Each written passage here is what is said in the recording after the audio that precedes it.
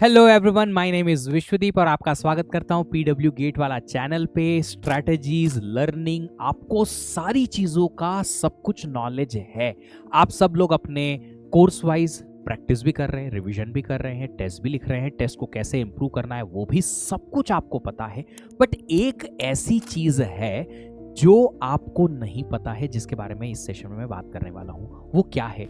आपका रूटीन, आपका वो पार्ट जो कि टेक्निकल पार्ट नहीं है, बट फिर भी आपकी प्रिपरेशन प्लस आपके फाइनल एग्जाम डे पे आपकी सबसे ज्यादा मदद करेगा। वो है अगले 40-50 दिनों का रूटीन, जो कि आपको पेपर के पहले देखना है, जो कि आपको physically, mentally, emotionally best possible way में प्रेजेंट करेगा अगले 40 दिनों तक, रखेगा अगले 40 दिनों तक, और आपको पेपर वाले दिन बेस्ट पॉसिबल मैनर में खड़ा करेगा सबके अगेंस्ट, ताकि आप अच्छा स्कोर कर पाए। और वो है आपका physical routine, mental routine, emotional routine.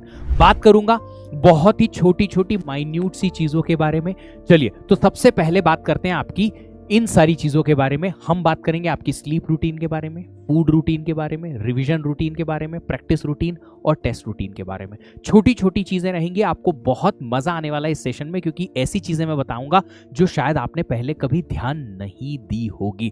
सबसे पहली चीज है, आपका बायोलॉजिकल क्लॉक को फिक्स करना पड़ेगा। क्या है? आप कितनी बजे रोज सोते हो उसका समय फिक्स करो। आधे घंटे का अंतराल हो सकता है। अगर आप 11 बजे सो जाते हैं तो 11 से 11:30 या 10:30 से 11 के आसपास 15-20 मिनट आगे और 15-20 मिनट पीछे आपको सोना ही सोना है। एक ऐसा रूटीन फिक्स होना है।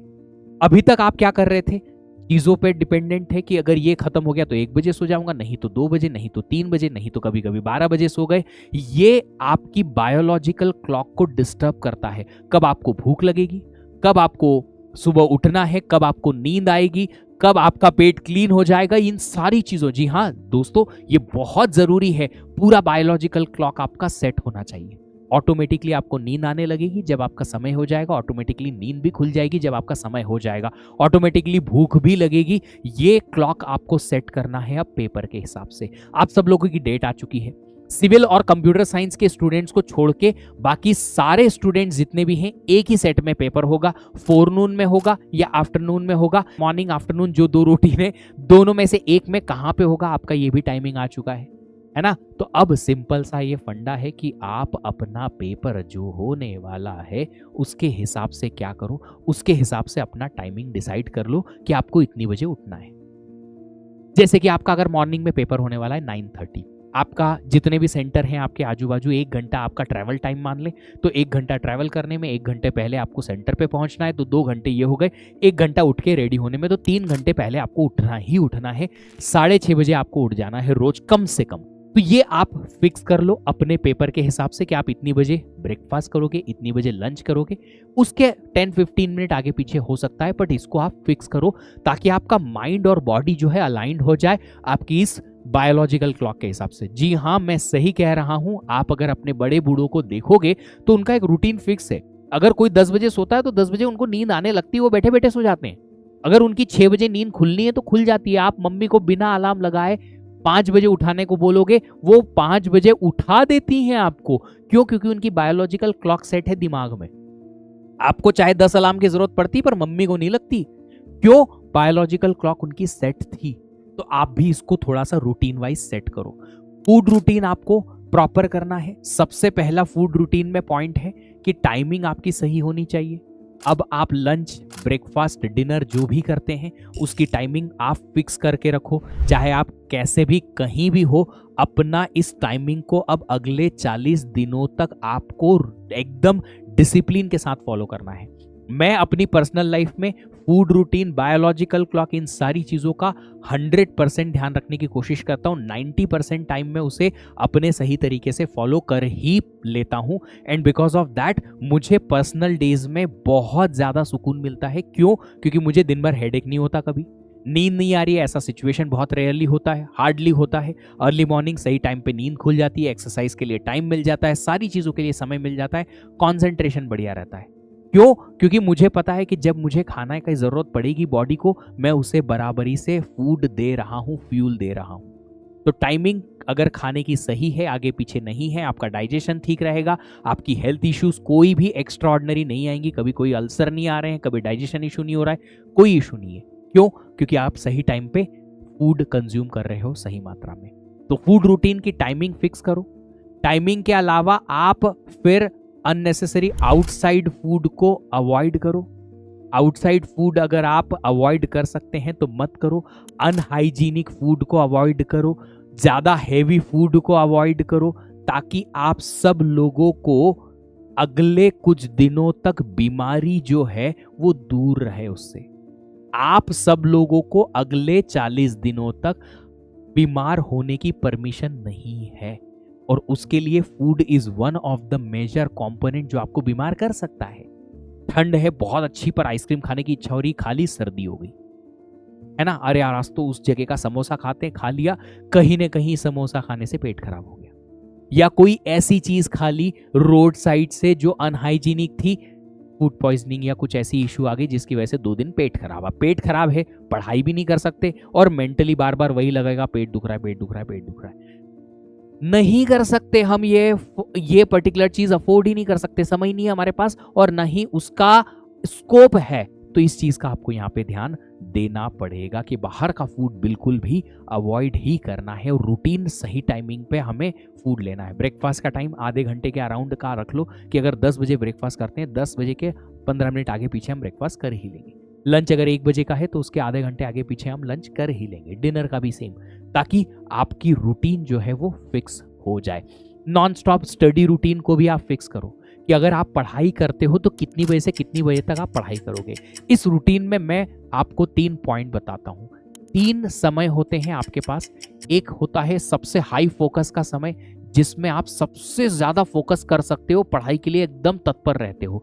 यहां पे बैठ के मत सोचना कि आज मुझे क्या पढ़ना है, ये पहले से सोचा सोचाया काम रहेगा। जहां पे आपको सबसे ज्यादा कंसंट्रेशन की जरूरत है, वो काम इसको पहले से अलॉट कर दो, कि सुबह 8 से लेके 11 मेरा परफेक्ट टाइम है, जहां सबसे ज्यादा मैं कंसंट्रेट कर सकता हूं, और मुझे कोई डिस्टर्बेंस भी नहीं होती, और मेरी पढ़ाई में मन भी लग जाता है। तो पहले से डिसाइड करके रखो कि इस समय पे आप करना क्या चाहते हो, पहले से डिसाइड कर लो, ताकि एंड मोमेंट आपको ये वाला समय जो है इसमें एक मिनट भी आप वेस्ट ना करो।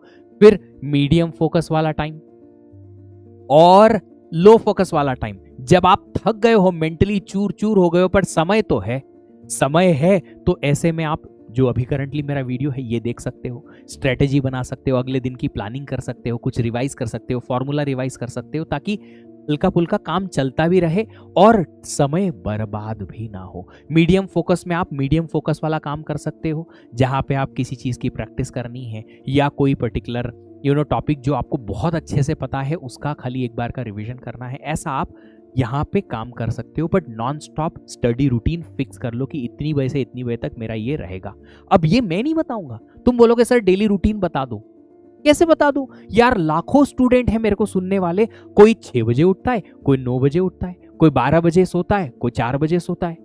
तो मैं कैसे एक फिक्स रूटीन बता दूं और तुम सब उसको फॉलो कर लो? पॉसिबल ही नहीं है। कोई अर्ली मॉर्निंग हाई फोकस वाला समय लेके आता है, कोई बोलता है सर रात में मस्त फोकस लगता है मेरे को, तो सुबह नहीं हो पाता, जल्दी नहीं उठ पाता हूं, फोकस नहीं बैठ पाता है। दिन में किसी को नींद आती, किसी को नहीं आती। तो ये रूटीन आपको अपना फिक्स करना है, क्योंकि तुम अपने आप को खुद जानते हो, मैं नहीं जानता हूं, अच्छे से जानते हो। सो ये आप ही को डिसाइड करना है। नॉन स्टॉप स्टडी रूटीन आपका कब कब समय रहेगा, अब आपको पढ़ना ही है उस समय में। यूजुअली बच्चा यहाँ क्या करता है पता है, थ्रू आउट द ईयर मैंने देखा है, और ये होता है ऐसा कि सोचा कि यार ये तो फोकस वाला टाइम है, 2 घंटे मैं नॉन स्टॉप स्टडी करूंगा, 6 से 8 सुबह, 6 बजे पढ़ने बैठा। अब पढ़ना क्या ये पहले से डिसाइडेड ही नहीं है, एक्सप्लोर करने 1 घंटा उसी में निकल गया। तुम्हारा हाई फोकस वाला टाइम ऐसे ही निकल गया 1 घंटा। और रोज अगर आप ऐसा 1 घंटा बर्बाद करोगे, बोलोगे सर प्रोग्रेस नहीं हो रही। प्रोग्रेस होने के लिए आपने सही एप्रोप्रिएट टाइम पे सही एप्रोप्रिएट काम करना है, और ये ध्यान देना जरूरी है। नेक्स्ट आपका जो पॉइंट यहाँ पे बनता है वो है रिवीजन एंड प्रैक्टिस रूटीन। आप कब किस सब्जेक्ट की रिवीजन करेंगे, प्रैक्टिस करेंगे, इसका रूटीन आप फिक्स कर लो। वैसे तो मोटा मोटी तौर पे काफी सारे बच्चों का रिवीजन और प्रैक्टिस हो चुका होगा, फिर भी आप इस रूटीन को बनाओ कि नहीं यार इस टाइम पे मैं रिवीजन करूंगा, इस टाइम पे प्रैक्टिस करूंगा। ये सब्जेक्ट का रिवीजन पहले, फिर उसका नेक्स्ट, फिर नेक्स्ट नेक्स्ट नेक्स्ट। ये प्लान पहले से बना होना चाहिए, फिर इस प्लान के अकॉर्डिंग आपको चलना है। अब ऐसे रैंडमली नहीं सोचना, अरे चलो मॉक टेस्ट में ये आने वाला है, अगला रैंकर्स टेस्ट ये आने वाला है, अगला ये वाला टेस्ट आने वाला है, तो ये पहले पढ़ लो। आपके प्लान में वो बाद में था, पर वो प्लान आगे पीछे हो गया। आपने COA स्टार्ट किया, कोई एक कोर्स मैथमेटिक्स स्टार्ट किया, बीच में आधा छोड़ा, अरे नहीं एप्टीट्यूड पहले पढ़ लेते हैं, वो पेंडिंग है। ऐसा नहीं करना है। पहले से डिसाइड करो कि रिवीजन और प्रैक्टिस किस सीक्वेंस में कैसे करनी है, किस टाइम पे करनी है समय के वो, और फिर आप उसको ही फॉलो करो। रूटीन मतलब रूटीन, टेस्ट रूटीन। आपको कब सब्जेक्ट वाइज टेस्ट लिखना है, कब टॉपिक वाइज टेस्ट लिखना है, कब फुल लेंथ टेस्ट लिखना है, इसका रूटीन फिक्स करो। फुल लेंथ टेस्ट तो आप अब उसी समय पे दीजिए जब आपका पेपर आने वाला है।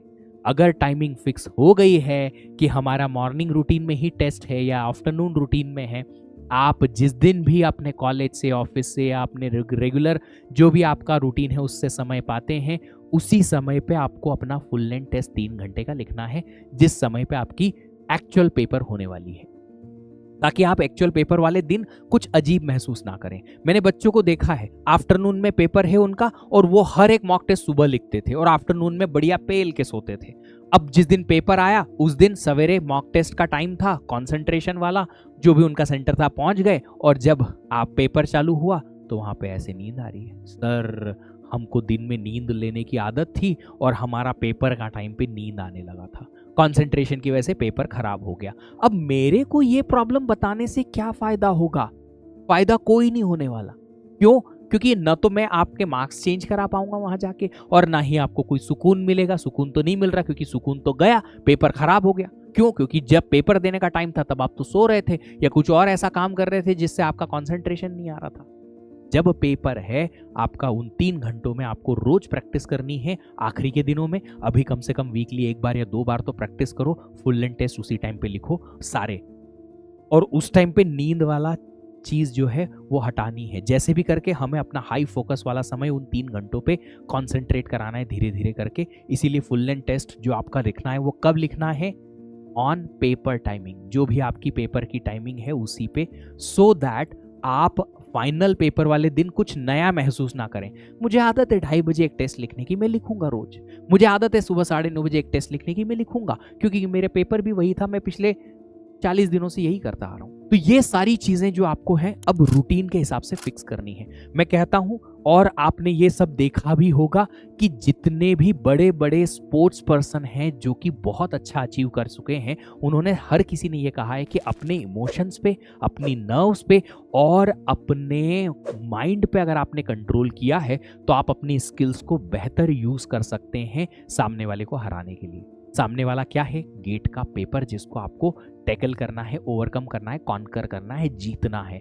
तो अगर आप गेट के पेपर के दिन emotionally, mentally, health wise, physically एकदम perfect, as max as possible perfection की तरह जाएंगे, परफेक्ट होके जाएंगे, तो आप जितना भी पढ़ के जाएंगे वो तो आप पढ़ ही रहे हैं, उससे आप मार्क्स तो ले ही आ पाएंगे, बट वो आपकी परफॉर्मेंस को कम नहीं होने देगा। क्या? आपका रूटीन जो आप यहां से अगले 40 दिनों तक बनाने वाले हैं। अपने इमोशंस को कंट्रोल करो, कंपेयर मत करो किसी से, अपने इंप्रूवमेंट पे ध्यान दो। जो भी नेगेटिव थॉट्स आ रहे हैं उनको साइड में रखो। पहले इस बात पे कंसंट्रेट करो कि भैया पेपर अगर नहीं दिया अच्छे से तो वैसे ही बर्बाद आएगा रिजल्ट। कम से कम तैयारी करके जितना मैक्सिमम हो पाए उतना अच्छा पेपर देने की कोशिश तो मैं कर ही सकता हूं। Then we will see result जो आ रहा है उसके बेसिस पे कि आगे क्या करना है। बट एटलीस्ट अगले 40 दिनों में मैं जो पढ़ सकता हूँ, मेहनत कर सकता हूँ, वो तो मैं करने की कोशिश करूँ, वरना वो भी चले जाएगा और ऑलरेडी जो परेशानी है वो तो हमारे पास, हमारे हिस्से में है ही है। सो एक चीज का ध्यान रखिए, 100% को टैकल करने की कोशिश मत करो, परफेक्ट बनने की कोशिश मत करो, इम्प्रूवमेंट करते रहो। जो भी नेगेटिव थॉट्स आ रहे हैं साइड में रखो, और एक चीज पे ध्यान रखो, इमोशनली, मेंटली बहुत स्ट्रांग होके पेपर देने जाना है, ताकि हम बेस्ट परफॉर्म कर पाए वहां पे। आप अगर देखेंगे कुछ टीम्स किसी पर्टिकुलर टूर्नामेंट में बहुत अच्छा करती है, हमेशा से करती आ रही है, चाहे उनमें थोड़ी सी स्किल कम हो कंपैरेटिवली दूसरी टीम्स के, बट वो मेंटली इतना स्ट्रांग होती हैं कि सामने वाली टीम उनके सामने घुटने टेक देती है। बस वैसा ही उसी टीम की तरह आपको भी मेंटली स्ट्रांग होने की जरूरत है, और ये आप ही के हाथ में और कोई नहीं कर सकता। ना आपके पेरेंट्स, ना आपके घर वाले, ना मैं आपको मेंटली स्ट्रांग बना सकते हैं। सिर्फ आप कर सकते हो ये काम, अपने आप से बात करके, अपने आप को उस पर्टिकुलर जोन में लाके कि कुछ भी हो मैं बढ़िया हूँ, मैं अच्छा परफॉर्म करके आऊँगा, मैं कोई कंपैरिजन नहीं कर रहा, मैं इंप्रूवमेंट कर रहा हूँ बस। उम्मीद करूंगा कि इस पर्टिकुलर वीडियो के थ्रू मैं कुछ अलग पर्सपेक्टिव आपकी प्रिपरेशन में ऐड कर पाया हूँगा। अगर फिर भी आपको कुछ अपनी प्रिपरेशन से रिलेटेड डाउट है, क्वेरी है, क्वेश्चन है, कमेंट बॉक्स में कमेंट करके जरूर जाइएगा। Keep learning happily, good luck for your learning and good luck for your test. Bye bye, thank you, have a great day.